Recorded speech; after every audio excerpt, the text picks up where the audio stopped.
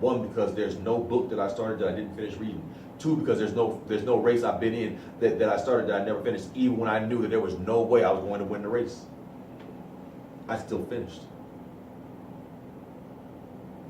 Still finished.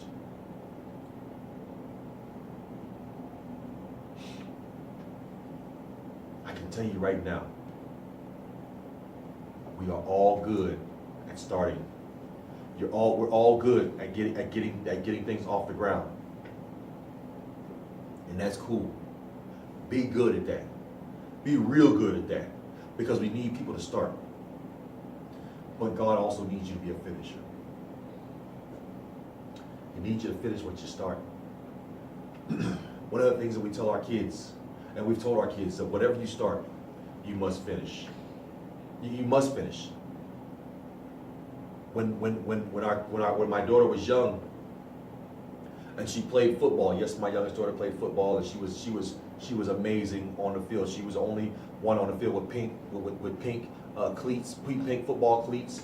And the boys thought that, and little boys thought that she was a little boy because she was just as big as the boys, and just as tough. But she came to me one day in the middle of my practice. You see, my son, he plays football also. She came to me in the middle of one of our practices. My wife brought her over, and she said, "Daddy, I don't want to do it no more. I'm tired. I don't want to play football no more."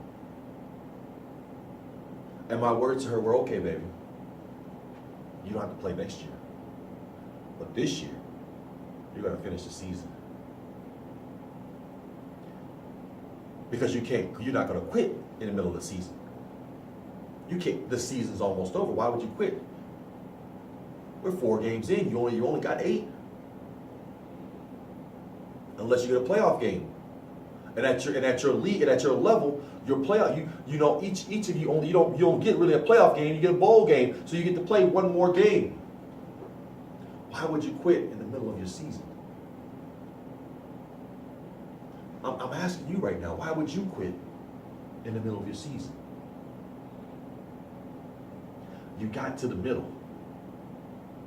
All you got to do is keep going. Keep moving. I know your feet hurt. I know your legs hurt. I know you're tired. I know you're breathing heavy because the journey is long. But you're in the middle.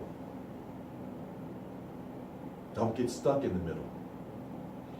Imagine if a woman giving birth got the baby out all the way until the baby's stomach and just decided, I don't feel like it no more. I'm tired. This is too much pain. It's too much for me to bear. Right now I can take it. Right where the baby's at, I can take it right now. But she doesn't know, right past that stomach is a release of freedom.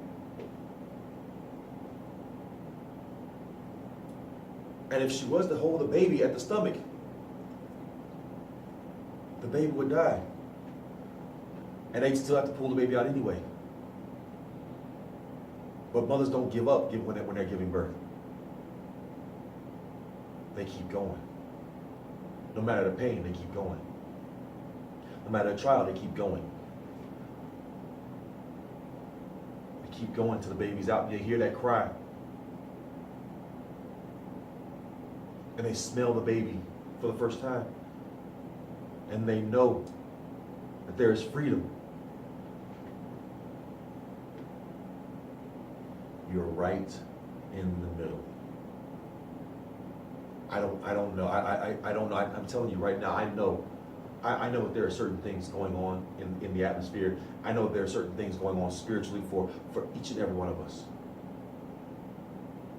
I know that you may have been sent to a place just for a short time. What have you done with the time where you're at? If you've done well and God's told you to move on, then it's fine, move forward. But if you've done nothing And God said, and God is telling you to plant seed. Matter of fact, I planted a seed this morning, a plum seed at that, in hopes that I give me a plum tree out of it. I planted it this morning because God just calls you to put seed in the ground and let Him do the work watering. He's called us right now to plant seed in the ground so that He can water. You planted seed in the middle, keep moving forward. You planted seed in the beginning, keep moving forward. Okay? As long as you keep moving, you'll be planting seeds. It's just when you stop, when you get to a point where you feel like I've just had enough. I can't take it no more. I've got to quit. I've got to give up. That's the place. That's your Haran. That's where you're going to die. That's where you're going to lose your strength, because that's where you're going to lose your focus.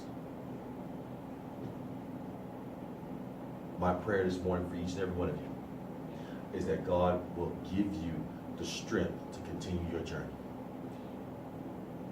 Look, this is just the beginning of what we're getting ready to go through with Abraham. Right now, Abram, it's just the beginning. The experiences that we learn from our fathers and our mothers is the experiences that we need to be passing down to our children.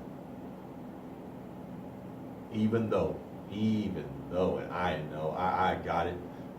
Your mama, your daddy, they were mean. They were hurtful people. You don't have to pass down the hurt or the anger, but you can pass down the lessons that you learned. Because even though they were mean and they were hurtful and they were spiteful parents, and you're holding a grudge today. You're holding a grudge today. I can sense it right now. You still learn some things. And those are lessons that need to be passed down. My prayer for you is that you will be able to continue moving forward even though the journey gets hard. Amen? Listen, if this blessed you, it's not just for you to keep to yourself. Every word is for everyone who is in need of a word, who needs to hear something. If it blessed you, that means you need to share it with somebody else. Amen? Let me pray for you right now. Father, I just want to tell you thank you for what you've done for your people. Thank you for what you've done through your people. I pray, oh God, right now, where they are at, you will give them strength. You will give them strength to move forward, strength to move on, and strength to continue the journey. Father, I pray right now for each and every one of them that are in the middle of a decision, that you will give them wisdom as they make the decision. And God, right now, under the sound of my voice, if there's anyone that has not given their life to you, my Father, and submitted to your will, I'm going to ask them right now. For right now, if you have never given your life to Christ, and you've never submitted to His Lordship, right now, this is an opportunity I'm giving you. All you have to do is repeat this prayer after me. God, come into my heart. Take control of my life. I give you all of me, and I receive all of you. Today, I make your Son my Lord and my Savior. Listen, my friends, you prayed that prayer. I believe that God has changed and saved your life, and that you will now inherit the kingdom. I bless God for you, and I thank God for you. And in everything that we do, let us honor Him. Now may God, may your grace, your mercy, your peace rest, rule, and abide within us, both now and forever. And all God's children said, amen.